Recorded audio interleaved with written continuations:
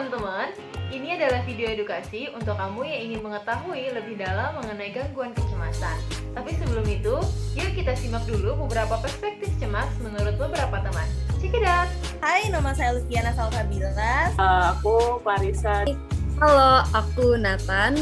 Halo, aku Anissa Nazira.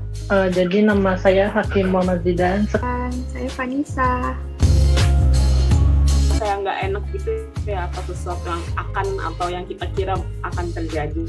Memiliki perasaan khawatir, perasaan takut, gugup. Jika ada perbedaan antara ekspektasi dan realita yang kita inginkan gitu.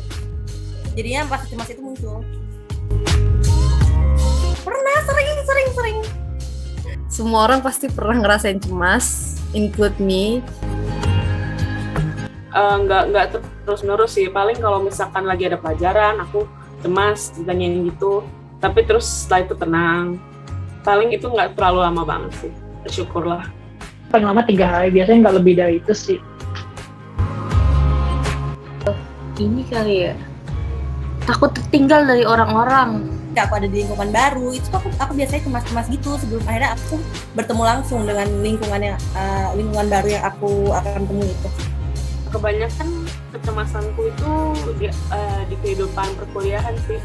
Mau presentasi, sebelum presentasi saya cemas misalnya yang akan saya bawakan tuh tidak memuaskan seperti itu. Jadi saya cemas kalau misalnya semuanya tuh nggak berjalan baik padahal saya belum mencobanya gitu.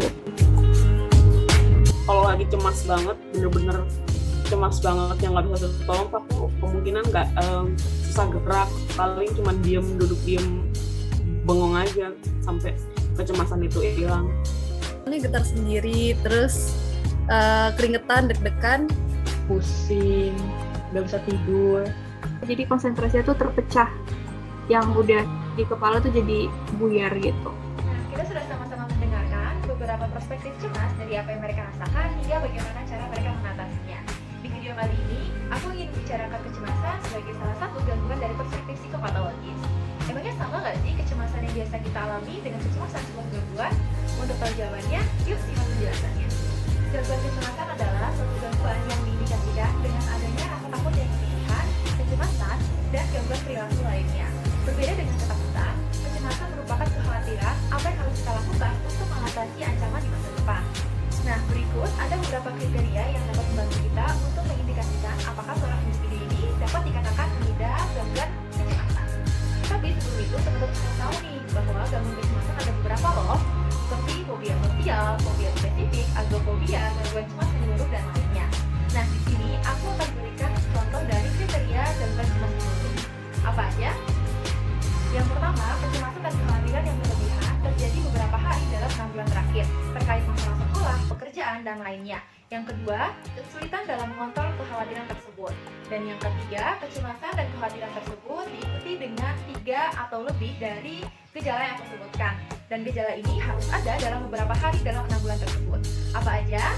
Yang pertama, merasa tertekan atau gelisah, kemudian merasa mudah lelah. Yang ketiga, kesulitan konsentrasi atau pikiran yang kosong. Dan yang keempat, sensitif. Yang kelima, otot-otot menjadi tegang. Dan yang terakhir, gangguan tidur atau sulit tidur, atau mungkin tidur yang berlebihan. Kriteria yang keempat, kecemasan, kegelisahan, atau gejala fisik yang dialami menyebabkan tekanan emosional yang signifikan, atau mengganggu hubungan sosial, pekerjaan, atau yang penting lainnya. Dan yang kelima, tidak dipengaruhi oleh penggunaan obat seperti narkoba dan lainnya. Dan kriteria yang terakhir, gangguan yang dialami tidak dapat dijelaskan dengan jenis gangguan lainnya.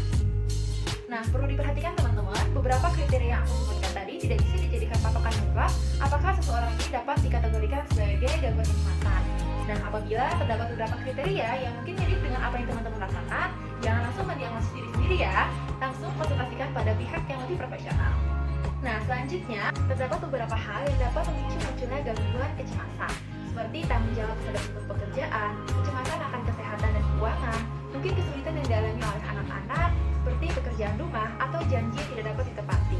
Anak-anak juga mengkhawatirkan mengenai kompetensi dan kualitas yang dimilikinya. Oke, demikian penjelasan mengenai gangguan kecemasan dan beberapa perspektif cemas dari beberapa orang. Kalau menurut kamu, kecemasan itu seperti apa? Kamu bisa komen di bawah ini ya.